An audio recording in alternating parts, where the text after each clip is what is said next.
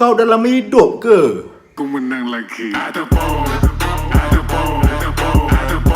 Assalamualaikum. Jadi kalau korang duduk di asrama ataupun korang ada adik-beradik ramai, korang mesti relate dengan video ini. Okey, dengar saja, tengok video ni.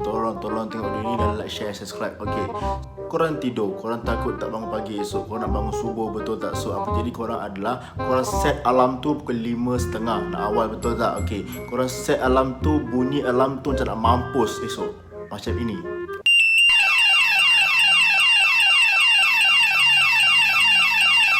Okey, jika korang set alarm macam tu, korang ada kemungkinan besar ada spesies pekak tahap badak. Okey, jika korang spesies pekak tahap badak, korang akan snooze alarm tu setiap 3 minit. Dan korang kena fikir bahawa korang dikelilingi oleh 3 spesies manusia. Kami spesies manusia amat terseksa kerana dah lah korang set alarm macam nak mampus, and then korang snooze 3 minit, and then korang tak password phone tu. Okey, kami terseksa dengan tu.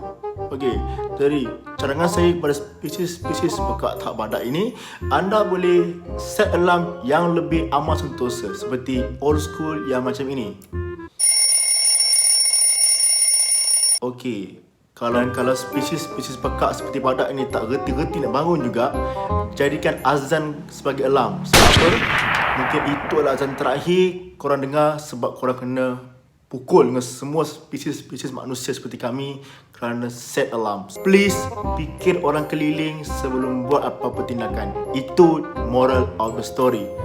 Peace. Badak pun dia fikir pasal badak. Ni kau manusia tengah terhati.